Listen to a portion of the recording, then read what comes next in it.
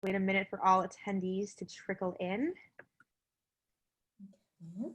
Welcome, welcome. I see some familiar names on the chat. Welcome back to everybody who has been with us today so far. And if this is your first talk with us, welcome, welcome. We are Foyr. This is Foyr Talks. And in just a few seconds, I'll introduce our next amazing speaker. We'll just let the attendees continue to trickle in. Right. Okay, everyone. So I am here today with the amazing Jennifer Lynn, who is the founder of Jennifer Lynn Interior Design. She is an amazing designer, and today she's going to be sharing all of her secrets for cold calling for interior design and the money that is in the follow-up. So without further ado, Jennifer, you can begin sharing your screen. Perfect.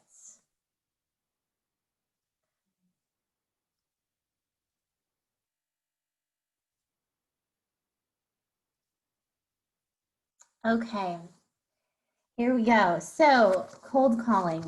So I really wanted to sort of take a moment to really talk about this marketing tactic because it's something that I personally believe in and I have personally implemented into my business. So a lot of people have negative connotations about cold calling. So I'm here to kind of talk about the positives, give you a real life experience, and also kind of walk you through a little bit of the process just so you can see what I've personally done. And hopefully there are some designers out there that can maybe learn some new tips and tricks on how to cold call and really how to follow up, because that really is where the money is. We can call all day long, but if we're not following up with the client, then we're kind of losing the client. So Zoe's already given a little bit of an introduction about me, but my company is based in Jupiter, Florida, and I've actually been in business for myself for only 2 years, and I've had huge success. And that second year being this year, which is with everything that's going on in the world right now, I was a little nervous. So I actually started to implement this cold call strategy as a way to figure out my business and how I'm going to make it successful and how I'm going to thrive throughout the time that we're going through. So that's just a little bit about me. And I've actually worked for some really big companies that I've been personally and professionally trained on marketing and how to follow up with clients and the whole sales process, which designers, a lot of people don't know this, but designers are actually, we're really salesmen at heart because we're always selling ourselves, we're selling our designs, we're selling furniture, we're selling the whole vision. So sales is actually a huge part of our business. It's not just making things look pretty, but we actually have to sell it to people. So one question I kind of get, and my design team, we're actually going to be sort of going through a lot of training heavily on this at the end of this year, but where do you start? How to start cold call marketing? And then really kind of the 3 buckets that cold call marketing is. So the first thing is you have to set a plan. That's number 1. Number 2 is, okay, great, you have the appointment. Now what do you do? I mean, that can be scary for a lot of people. I know it was for me when I kind of started doing this. And again, I'm speaking from personal experience. So I would love to have some questions towards the end if anyone is kind of thinking about implementing this into their business and maybe have some specific questions on how to do that. But so you have the appointment, now what do you do? Great, you do your appointment, and then what happens after that? You have to follow up with them, whether it's 3 days from now, 6 days from now, or a week from now. There still has to be another component. So you get the call, you get the appointment with them, they love you, and then what happens? You need to take the initiative, and then you need to follow up with that prospect client. So that's sort of the meat and potatoes of what I'll be discussing today. So for some of you, if you don't know what cold call marketing is, it's actually a sales tactic of soliciting, and I know that sometimes is a bad word, but you're soliciting business from people that don't know you. So I like to think of this not as a negative thing. You're not trying to sell your, you are selling yourself, but not in that first initial phone call or email. Um, and there's certain ways that you can kind of pitch it to your clients so that it doesn't come across as spam, or it doesn't come across as you're just like a salesperson calling down a list and trying to see if someone bites on it. That's not what we're doing here. We're taking a totally different approach to the cold call, and how to make it a little softer and not so in your face sales, because that's not what we're going to do. I know personally I get a ton of spam phone calls a day, and nothing makes me more angry than someone just rattling off a bunch of words right as they say hello. That's not what we want to do. So, how can you avoid that? Because a lot of you you'll get really excited about it. You'll want to just start talking about yourself. But the first thing you must remember is do not call as many people as you possibly can without putting together a plan first.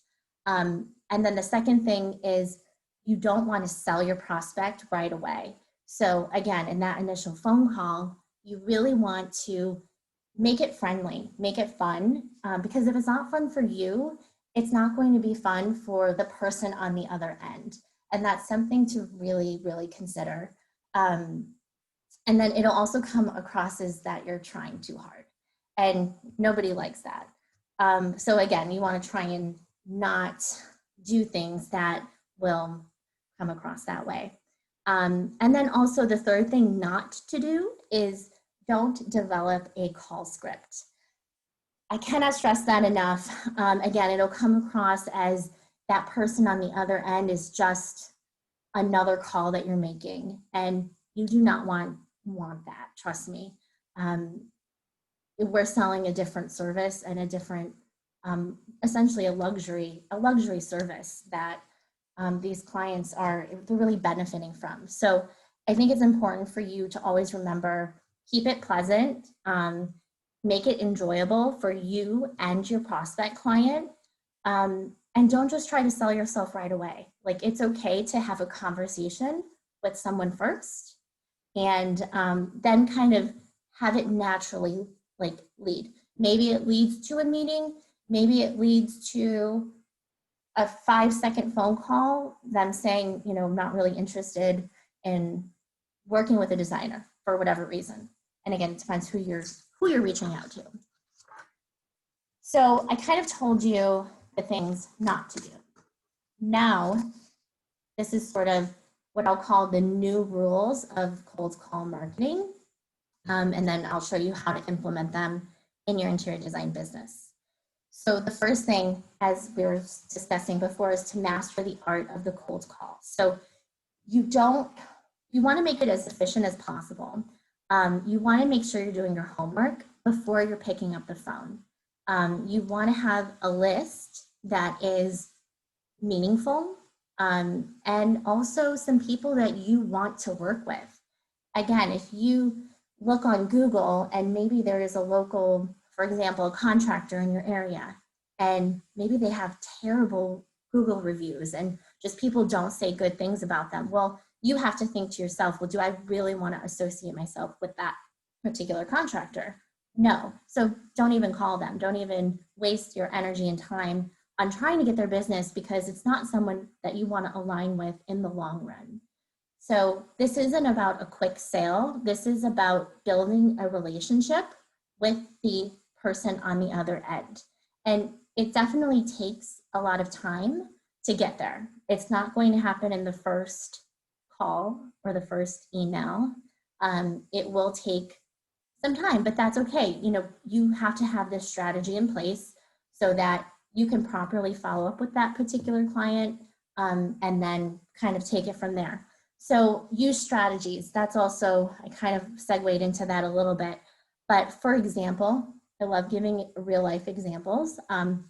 You could actually, if you're going after a contractor, you can actually maybe put together a package, like a gifted time, for example. And the client or the contractor who is your client will give that to their client. So it's kind of a win-win. You'll get some money up front and you get to meet a new potential end user, which is the homeowner.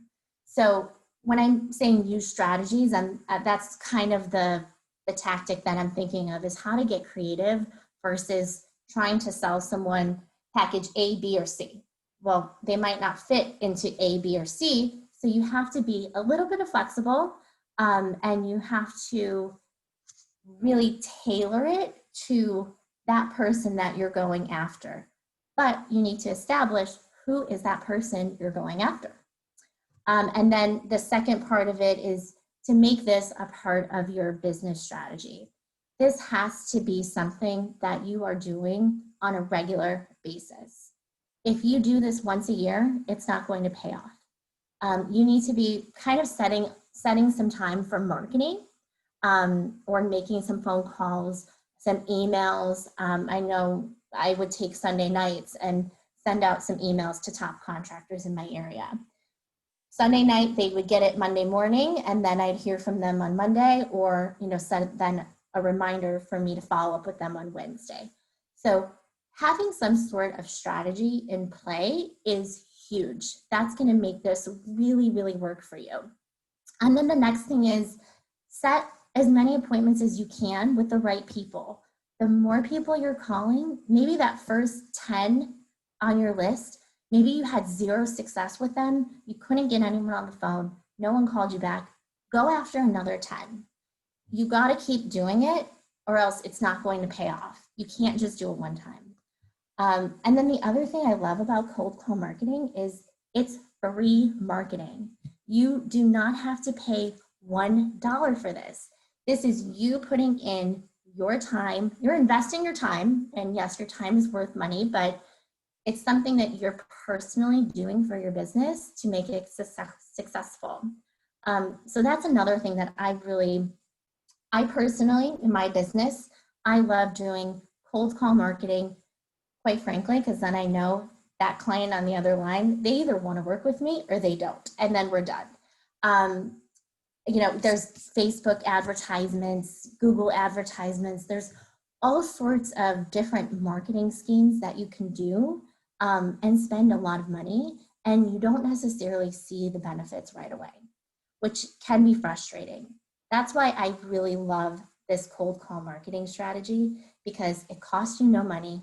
You're doing it for yourself. You're in control, and you have the power to essentially create your own destiny and your path. That's why I'm so passionate about it, if you can't tell. So now I have you on board with cold call marketing. Where do you start? So this is, again, my suggestions, what I would do, what I have done, and has worked for me. So start with a list. That's number one. Do your research. Do an Excel spreadsheet, write it down on a piece of paper, whatever you need to do. Create that list for yourself. And that list is your plan. It's the start of your plan. So you have 10 contractors you want to go after to sell your interior design services, business, whatever you're doing.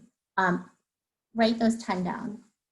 Then what you're going to want to do is you definitely want to research them, especially if you're, let's say maybe you're reaching out to custom home builders. And that's who you want to market to. That's your ideal client, is a custom home builder. Maybe that custom home builder already has a designer on staff. You can easily find that out on Google, searching their website, whatever it is, LinkedIn. So you'll want to do that just so you're not calling a company and they're like, oh, we already have a designer. So it saves you time by just putting in a little bit of effort in the beginning. The next thing is, remember, don't sell your services. So I know some of you probably are like, well, you're telling me to sell my services. That's the whole point of cold call marketing. Think of it this way. The point of cold call marketing is to create a relationship. That relationship, once it's established, once the other person on the other end is comfortable, that's going to lead you to the sale. Not you calling up saying, Mr. Contractor, I have this best kitchen and bath package that I'm offering on my website. Here's the link, click to buy. You might get a couple of success, but you probably won't. And that's not the client that you want in the long run. You really want someone that you're creating a relationship with, because that relationship will lead to future business. It will lead to referrals. And that is how your interior design business grows. So don't sell your services. Don't push it on people right away. Now, if you have 5 calls with a contractor and he's just chatting with you, then say, okay, Mr. Contractor, what are we doing here? Like, are we going to work together or are we not? Again, be very blunt. And, you just want to know. I'm a person, I always want to know. I don't like the not knowing.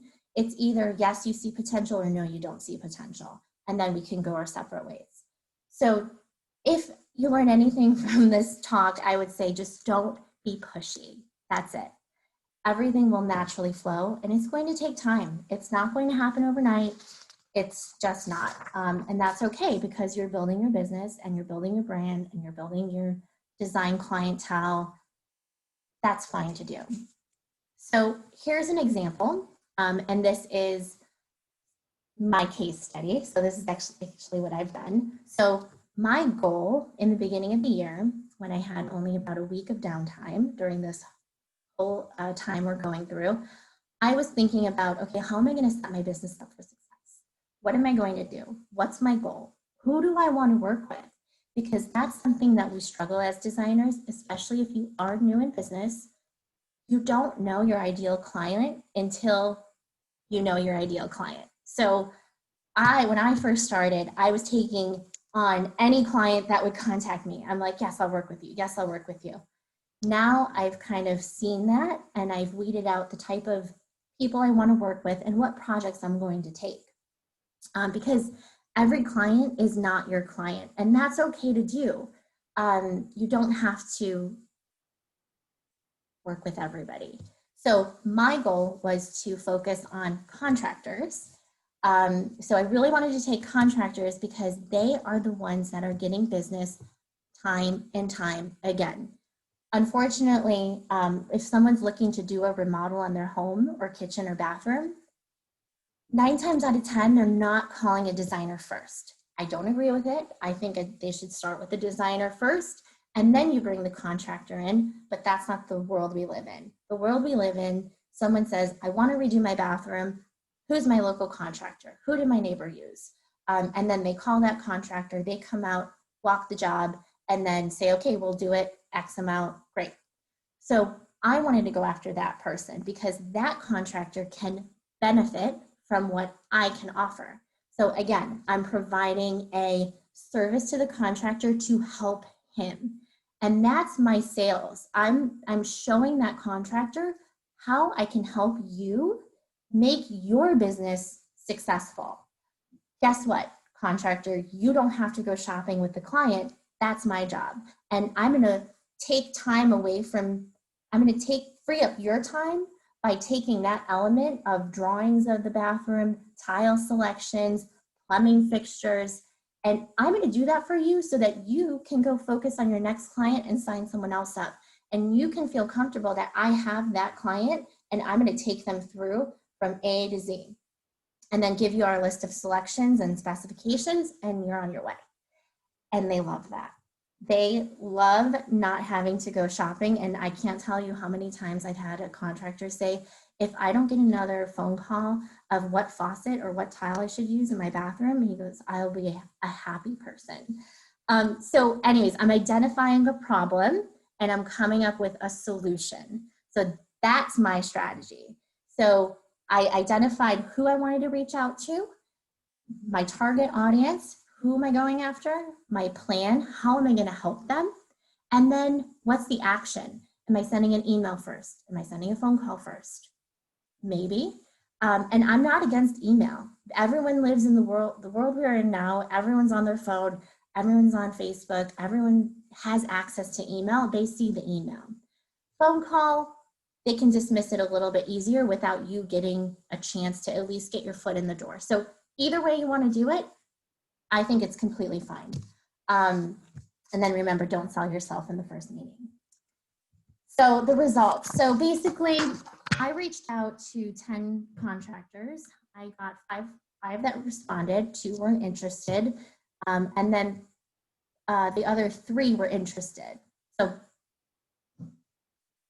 three solid clients that said, I have a job for you, or I would love to hear more about your business. How can you help me? Because once you put in that perspective of, I can help you, I have a plan set in place, it shows you're structured, it shows you know what you're doing, and it shows that they can feel confident knowing that they're putting their client in with a competent person to help them, and they're not going to drop the ball. So again, a lot of pressure. So you have to always do what you say you're going to do, or else you'll get yourself into some trouble, and that's a whole nother conversation. But I had great success. And so what does that cold call email or phone call look like? So here's actually a real life example of what one particular client that he actually called me up after he received my email and said, I have a perfect client for you. I just met with her. She needs help with her master bathroom. We had a great conversation on the phone. And the client I signed up with the client to do her bathroom. It was amazing. So first you're going to want to tailor it to who you're pitching, who you're going after. Do your research. And then you want to validate yourself. Also, like kind of say who you are. Maybe you're going after local contractors. You can say, hey, I am a local designer in your area. I'm right in your backyard. Also, another thing that I find works really well with either phone calls or emails is you give them a compliment. Maybe you saw on their website a new home that they just finished. You could even plug it into the email. I love the new home on Palm Drive that you just completed. I really admire your craftsmanship. Like giving praise to the prospect goes a long way. I can tell you that from personal experience. So in this case, this was during, this was like March, April, and I suggested to do a video conference with him. And then I've constructed a contractor assistance program. So again, it's kind of tweaking their interest and really making them want more in the email. So sometimes less is more. I would say this email I have up here is about as long as I would go. It maybe even is 1 or 2 lines too long. You don't want a lengthy email. I know personally, think about yourself. What do you do when you get an email that's 2 paragraphs long? It's just, it goes over your head. So keep it short, simple, easy. This should be easy. This should not be painful.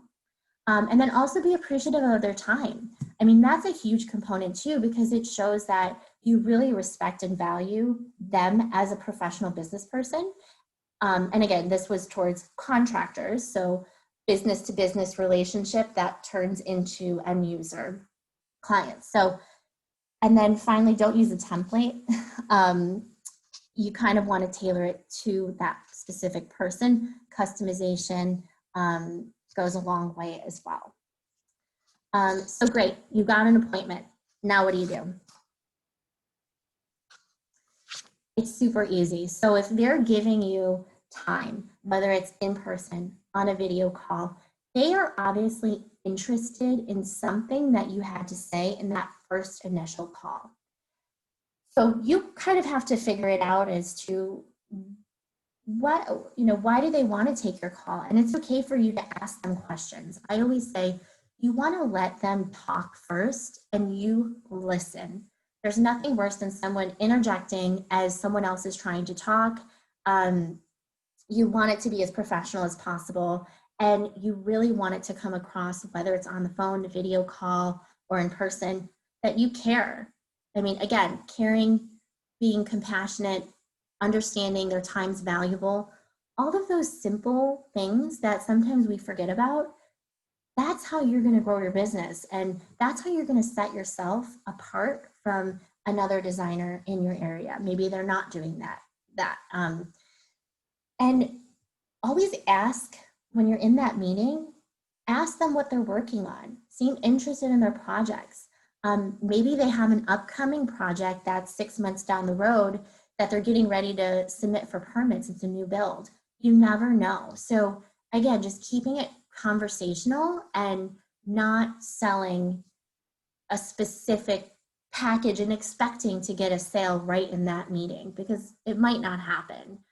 Probably won't, but there's potential because you're asking the right questions. You are interested in what they're doing, you like what they're doing, and you want to partner with like-minded people, because like-minded people will grow together. And that is another little tip that I can't stress enough. You want people that are in your court and on the same page as you, for sure. Because one person isn't, you're on another page, then it comes across to that end user as you guys aren't aligned, and that's not good. And then this is an example, why work with us. So this was little snippets of in my contractor assistance program package that I put together. That's kind of what a little snippet of that. And then the follow-up. So last but not least, you do your meeting with them. They love you. They have potential projects. You mark that in your calendar. If contractor builder A says, I have a new build coming up in 6 months, guess what? In your calendar, you should put a reminder to call contractor A and ask him about that new build in maybe 3 months from that appointment, just so you're not following up too early. You have to kind of time it right. And then more appointments you go on, the more potential clients you'll meet. Again, the right appointments. You don't want to just be spamming people left and right, because that will not work. And then also just get creative on the follow-up too. I love writing thank you notes. I'm a big fan of a handwritten note in the mail. It's kind of a lost art. So when that prospect gets that handwritten note, that goes a long way. They are like, wow, that person took the time to write me a thank you note for just talking to them on the phone or just doing a Zoom call for 20 minutes with them. That it says a lot. Again, small actions have a lot of big impact. So that is kind of the meat and potatoes of my presentation, and I would love to hear some feedback and some questions on what you all have. Awesome. Thank you so much, Jennifer. So I think we're actually out of time, but I'm going to encourage everybody to reach out to Jennifer with any of your questions. Jennifer, maybe you can drop your email and Instagram in the chat. Yes. That way people can reach out, because I see a lot of great questions in the Q&A, and I want to make sure you guys get your answers. I'm sorry, I didn't know I was going over time. Oh, you're totally fine. It's only a 30-minute slot. It's hard to fit everything into there, and you had such phenomenal information. I didn't want to butt in and do anything. Yeah. Someone said, hey, it's midnight in India, but this was worth staying awake. So thank you so much. Good. Amazing. I'm actually going to drop it in the chat. So let me perfect. Yep. let me see how I can do that. Maybe stop sharing my screen, and then there we go. Yeah, I would love to answer any questions. Perfect. There you go.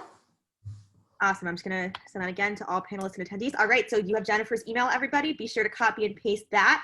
And now we have our final session of our talk series, it's insane. Time goes so fast. But in just a minute, we're going to be talking with Eric Dillman about how to build an Instagram community with over 20,000 followers. So highly encourage you all to check in on that. And thank you so much again, Jennifer, for that phenomenal presentation. It was really welcome. Amazing. You're welcome. Thank you. I love doing it. Excellent. Well, I'll see you all in the next Zoom link. Okay, bye.